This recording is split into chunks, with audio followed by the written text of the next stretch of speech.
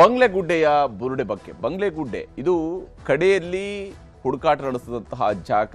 ಧರ್ಮಸ್ಥಳದ ಪರಿಸರದಲ್ಲಿ ಅಸಹಜವಾಗಿ ಸಾವುಗಳು ನಡೆದು ಸತ್ತಂತಹ ಮೃತದೇಹಗಳನ್ನು ಅಕ್ರಮವಾಗಿ ಹೂಳಲಾಗಿದೆ, ಯಾವುದೇ ರೀತಿಯಾದಂತಹ ಸರಿಯಾದಂತಹ ಕ್ರಮಗಳಿಲ್ಲದೆ ಹೂಳಲಾಗಿದೆ ಅಂತ ಹೇಳಿ ಅವತ್ತು ಮಾಸ್ಕ್ ಹಾಕೊಂಡು ಬಂದು ನಂತರ ಕಳಚಿ ಬಿದ್ದಂತಹ ಚಿನ್ನಯ್ಯ ಹೇಳಿಕೊಂಡು ದೂರನ್ನು ಕೊಟ್ಟಿದ್ದ. ಒಂದು ಬುರುಡೆಯನ್ನು ಕೂಡ ಹಿಡ್ಕೊಂಡು ಬಂದಿದ್ದ ಜುಲೈ 2025ರಲ್ಲಿ. ಆನಂತರ ನಡೆದಂತಹ ಬೆಳವಣಿಗೆಗಳಲ್ಲಿ ಜುಲೈ ಅಂತ್ಯದ ವೇಳೆಗೆ ಚಿನ್ನಯ್ಯ ಅವತ್ತು ಮಾಸ್ಕ್ ಮ್ಯಾನ್ ಆಗಿದ್ದುಕೊಂಡು ಈ ಬುರುಡೆಗಳ ಹುಡುಕಾಟ ಕಾರ್ಯಕ್ರಮ ನಡೆಯುತ್ತೆ. ಬಹಳಷ್ಟು ಕಡೆಗಳಲ್ಲಿ ಭೂಮಿ ಅಗದು ನೋಡಿ ಅಲ್ಲಿ ಬುರುಡೆಗಳಿಗಾಗಿ ಹುಡುಕಾಟ ಸಾಗತ್ತೆ. ಕೇವಲ ಒಂದು ಕಡೆಯಲ್ಲಿ ಮಾತ್ರ ಒಂದು ಅರ್ಧ ಬುರುಡೆ, ಒಂದಿಷ್ಟು ಮೂಳೆಗಳು ಸಿಗ್ತವೆ. ಅದು ಹೊರತಾಗಿ ಚಿನ್ನಯ್ಯ ಸೇರಿದಂತೆ 20ಕ್ಕೂ ಹೆಚ್ಚು ಜನರನ್ನು ಹೂತಿದ್ದಾರೆ ಒಂದೇ ಕಡೆಯಲ್ಲಿ, ಸಾಮೂಹಿಕವಾಗಿ ಹೂತಿದ್ದಾರೆ ಒಂದೇ ಕಡೆಯಲ್ಲಿ ಅಂತ ಹೇಳಿದಂತಹ ಜಾಗದಲ್ಲಿ ಒಂದಿಷ್ಟು ಪ್ಲಾಸ್ಟಿಕ್ ತುಂಡುಗಳು ಬಿಟ್ಟರೆ ಬೇರೆನೇನು ಸಿಕ್ಕಿರಲಿಲ್ಲ. ಇದಾದ ನಂತರದ ಬೆಳವಣಿಗೆಯಲ್ಲಿ ಚಿನ್ನಯ್ಯನ ಮಾಸ್ಕ್ ಕಳಚಿ ಬೀಳುತ್ತೆ. ಆಗ ವಿಠಲ್ ಗೌಡ ಅವರು ತೋರಿಸುವಂಥದ್ದು ಬಂಗ್ಲೆಗುಡ್ಡೆಯಲ್ಲಿ ಇರುವಂತಹ ಬುರುಡೆಗಳನ್ನು. ಅಲ್ಲಿಂದ ಇಡೀ ಕೇಸ್ಗೆ ಹೊಸದೊಂದು ಟ್ವಿಸ್ಟ್ ಸಿಗುತ್ತೆ. ಈಗ ಅದೇ ಧರ್ಮಸ್ಥಳದ ಬುರುಡೆ ಪ್ರಕರಣಕ್ಕೆ ಹೊಸ ತಿರುವು ಸಿಕ್ಕಿದೆ. SIT ರೀ ಎಂಟ್ರಿಯನ್ನ ಕೊಟ್ಟಿರುವಂಥದ್ದು. SIT ಈಗ ರೀ ಎಂಟ್ರಿ ಕೊಟ್ಟಿದೆ ಧರ್ಮಸ್ಥಳದ ಬುರುಡೆ ಪ್ರಕರಣಕ್ಕೆ.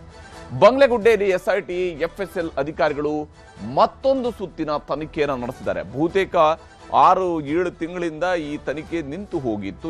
ಈಗ ಮತ್ತೊಮ್ಮೆ SIT ತಂಡ, FSL ತಂಡ, ಸೋಕೋ ಟೀಮ್ ಇವರುಗಳು ಹೋಗಿ ಅಲ್ಲಿ ತನಿಖೆಯನ್ನು ನಡೆಸ್ತಾ ಇದ್ದಾರೆ, ಪರಿಶೀಲನೆಯನ್ನು ನಡೆಸ್ತಾ ಇದ್ದಾರೆ. ಯಾವ ಜಾಗದಲ್ಲಿ ಮೊದಲ ತಲೆಬುರುಡೆಯನ್ನ ಅಂದ್ರೆ ಚಿನ್ನಯ್ಯನ ಕೈಗೆ ಬಂದಿದ್ದಂತಹ ತಲೆಬುರುಡೆಯನ್ನ ವಿಠಲ್ ಗೌಡ ಮತ್ತು ತಂಡದವರು ಸೇರಿಕೊಂಡು ತೆಗೆದಿದ್ರು, ಅದನ್ನ ವಿಡಿಯೋ ಶೂಟ್ ಮಾಡಿದ್ರು, ಆ ಜಾಗದಲ್ಲಿ ಬೆಂಗಳೂರಿನ SIT, FSL ಹಾಗೂ ಸೋಕೋ ಟೀಮ್ ಇವತ್ತು ಪರಿಶೀಲನೆಯನ್ನ ನಡೆಸಿದೆ. ಅಲ್ಲಿ ಹುಡುಕಾಟವನ್ನ ನಡೆಸಿದ್ದಾರೆ. ಅಲ್ಲಿಯ ಜಾಗದ ಬಗೆಗಿನ ಕ್ಲಾರಿಟಿಯನ್ನ ತೆಗೆದುಕೊಳ್ತಾ ಇದ್ದಾರೆ. ಯಾಕಂದ್ರೆ ಇಡೀ ಬುರುಡೆಗೆ ಸಂಬಂಧಪಟ್ಟಂತೆ ಆ ಬುರುಡೆ ಚಿನ್ನಯ್ಯ ತೆಗೆದುಕೊಂಡು ಬಂದಿದಂತಹ ಬುರುಡೆ ಅದು ನಿಜಕ್ಕೂ ಕೂಡ ಬಂಗ್ಲೆಗುಡ್ಡೆಯಿಂದಲೇ ತಂದಂತಹ ಬುರುಡೆನಾ, ಅಲ್ಲಿ ಹೂಡಲಾಗಿದ್ದ ಬುರುಡೆನಾ ಅಥವಾ ಮೇಲೆ ಸಿಕ್ಕಿರುವಂಥದ್ದ, ಏನ್ ಕತೆ ಅನ್ನೋದ್ರ ಬಗ್ಗೆ. ಬಂಗ್ಲೆಗುಡ್ಡೆಯಲ್ಲಿ ಮಾನವನ ಬುರುಡೆ ತೆಗೆದ ಸ್ಥಳದಲ್ಲಿ ಈಗ ಮತ್ತೊಂದು ಸುತ್ತಿನ ಪರಿಶೀಲನೆ ನಡೆಸಲಾಗಿದೆ. ಅಲ್ಲಿ ಮತ್ತೊಂದು ಬಾರಿ ಇವತ್ತು ಪರಿಶೀಲನೆಯನ್ನ ನಡೆಸಿದ್ದಾರೆ SIT ತಂಡದವರು.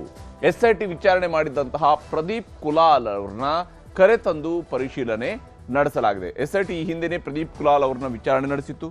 ಅಷ್ಟೇ ಅಲ್ಲದೆ ಪ್ರದೀಪ್ ಕುಲಾಲ್ ಆ ಒಂದು ಜಾಗದಿಂದಲೇ ತಲೆಬುರುಡೆಯನ್ನ ವಿಠಲ್ ಗೌಡರ ನಿರ್ದೇಶನದ ಮೇರೆಗೆ ತರಲಾಗಿತ್ತು ಮತ್ತು ಹೀಗೆಲ್ಲ ಅವತ್ತು ನಡೆದಿತ್ತು ಕಾರ್ಯಕ್ರಮ ಅನ್ನೋದರ ಬಗ್ಗೆ ಅವರು SIT ಮುಂದೆ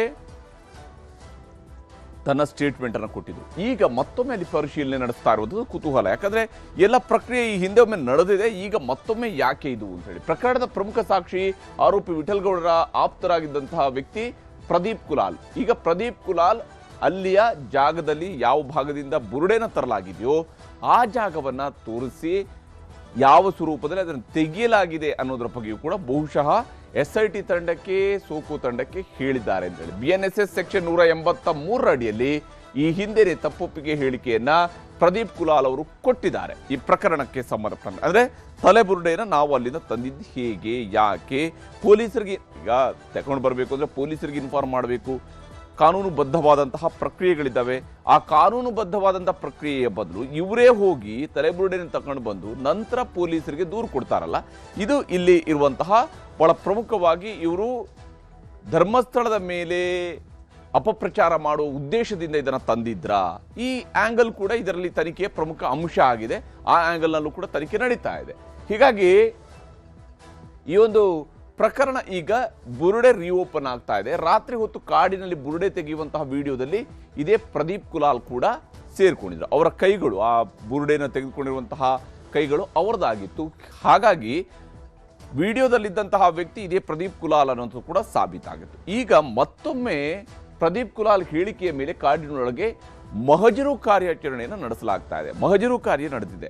ಅಂದ್ರೆ ಈ ಜಾಗದಿಂದ ನಾವು ಈ ಬುರುಡೆನ ತಂದಿದ್ದು ಅನ್ನೋದ್ರ ಬಗ್ಗೆ. ಮೊದಲು ಬುರುಡೆ ಎತ್ತಿದ ಜಾಗದಲ್ಲಿ ಮಹಜರು ಕಾರ್ಯ ಪೂರ್ಣಗೊಳಿಸಲಾಗಿದೆ.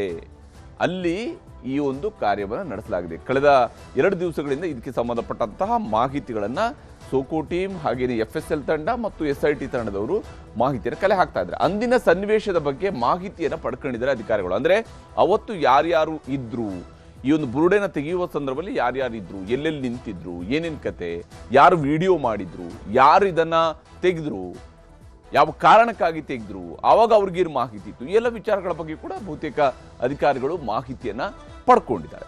ಆದರೆ ಈ ವಿಚಾರದಲ್ಲಿ ಇನ್ನೊಂದು ಅಂಶವನ್ನ ಗಮನಿಸಬೇಕು. ಇವತ್ತು ಬುರುಡೆನ ತೆಗೆದುಕೊಂಡು ಬಂದಿರುವಂತಹ ಆ ಬುರುಡೆಯ ತೆಗೆದಿರುವ ದಿವಸದ ಅಂದ್ರೆ 2025ರಲ್ಲಿ ಆ ಬುರುಡೆನ ಇವರು ತೆಗಿತಾರಲ್ಲ, ಆ ಸಂದರ್ಭದ ಚಿನ್ನಯ್ಯ ಬುರುಡೆ ತಂದಿದ್ದರ ಬಗ್ಗೆ ಸಾಕ್ಷಿ ಸಮ್ಮುಖದಲ್ಲಿ ರೀಕ್ರಿಯೇಷನ್ ಅನ್ನ ಮಾಡಲಾಗಿದೆ.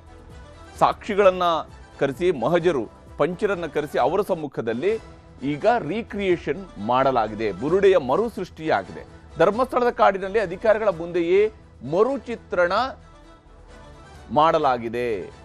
ಕಾಡಿನಲ್ಲಿ ಅಧಿಕಾರಿಗಳ ಮುಂದೆ ಇದರ ಮರುಚಿತ್ರಣವನ್ನು ಮಾಡಲಾಗಿದೆ. ಮತ್ತು ಈ ಪ್ರಕ್ರಿಯೆ ಶುರುವಾದಾಗ ಗಿರೀಶ್ ಮಟ್ಟಣ್ಣವರು ಒಂದು ಪೋಸ್ಟ್ ಅನ್ನು ಮಾಡಿದ್ದಾರೆ. ಗುಡ್ಡೆಯಲ್ಲಿರುವಂತಹ ನೀರು ಹರಿದೇ ಹರಿಯುತ್ತೆ, ಅಂದ್ರೆ ಬೆಟ್ಟದಲ್ಲಿರುವಂತಹ ನೀರು ಹರಿದೇ ಹರಿಯುತ್ತೆ. ಅಂದ್ರೆ ಅವ್ರಿಗೆ ಇನ್ನೂ ಕೂಡ ಇದರಲ್ಲಿ ಬೇರೆನೇನೋ ಸತ್ಯ ಇದೆ, ಅದು ಹೊರ ಬರುತ್ತೆ ಅನ್ನುವಂತಹ ರೀತಿಯಲ್ಲಿ ಈಗಾಗಲೇ ತಮ್ಮ ಸೋಷಿಯಲ್ ಮೀಡಿಯಾ ಪೋಸ್ಟ್ನಲ್ಲಿ ಅವರು ಬರ್ಕೊಂಡಿದ್ದಾರೆ. SIT ತನಿಖೆಗೆ ನೀಡಿದಂತಹ ತಡೆಯಾಜ್ಞೆಯನ್ನು ಹೈಕೋರ್ಟ್ ತೆರವುಗೊಳಿಸಿದ ಬೆನ್ನಲ್ಲೇ ಈಗ ತನಿಖೆಯೂ ಕೂಡ ನಡೀತಾ ಇರುವಂಥದ್ದು. ಧರ್ಮಸ್ಥಳ ಪೊಲೀಸ್ ಠಾಣೆಯ FIR 39/2025 ತನಿಖೆಗೆ ಹೈಕೋರ್ಟ್ ಕೂಡ ಸಮ್ಮತಿಯನ್ನ ಕೊಟ್ಟಿತ್ತು. ಈ ಕಾರಣಕ್ಕಾಗಿ ಹೈಕೋರ್ಟ್ ವಿಚಾರಣೆ ಹೊತ್ತಿಗೆ ತನಿಖಾ ವರದಿಯನ್ನು ಸಿದ್ಧಪಡಿಸೋದಕ್ಕೆ ಈ ರೀಕ್ರಿಯೇಷನ್ ಅನ್ನ ಮಾಡಿಸಲಾಗ್ತಾ ಇದೆ ಅಂತ ಹೇಳಿ. ಅಂದ್ರೆ ಇದು ಹೊಸ ತನಿಖೆಯಿಂದಾಗಿ ಬುರುಡೆ ತಂದವರಿಗೆ ಸಂಕಷ್ಟ ಎದುರಾಗತ್ತಾ? ಈಗ ಮತ್ತೆ ಇವರು ರೀಕ್ರಿಯೇಟ್ ಮಾಡ್ತಾ ಇರುವಂಥದ್ದು ಬುರುಡೆ ಅವತ್ತು ಮೊದಲ ಬಾರಿಗೆ ತಗೊಂಡು ಬಂದಿದ್ದಾರಲ್ಲ, ಈ ಆರೋಪವನ್ನು ಹೊರಿಸೋದಕ್ಕಾಗಿ ಸಾಮೂಹಿಕವಾಗಿ ಹೂತು ಹಾಕಲಾಗಿದೆ, ಸಾಮೂಹಿಕವಾಗಿ ಶವಗಳ ವಿಲೇವಾರಿ ಮಾಡಲಾಗಿದೆ. ಈ ಆರೋಪಗಳನ್ನು ಮಾಡದಂಥವ್ರಿಗೆ ಸಂಕಷ್ಟವನ್ನು ತಂದಿಡುತ್ತಾ, ಅಥವಾ ಮರುಸೃಷ್ಟಿಯಿಂದ ಬುರುಡೆಯ ಮೂಲ ಹುಡುಕುವಂತಹ ತನಿಖೆ ಚುರುಕಾಗತ್ತಾ? ಯಾವ ಕಾರಣಕ್ಕಾಗಿ ಆ ಬುರುಡೆ ಅಲ್ಲಿ ಬಂತು? ಈಗ ಯಾರೋ ಹೋಗಿ ಆ ಕಾಡಿನಲ್ಲೇನೆ ಸಾಯ್ಬೇಕು ಅಂತ ಹೇಳಿದ್ರೆ ಏನು ಕಾರಣ? ಯಾವ ಕಾರಣಕ್ಕಾಗಿ ಅಲ್ಲಿ ಹೋಗಿ ಸತ್ತಿದ್ದಾರೆ?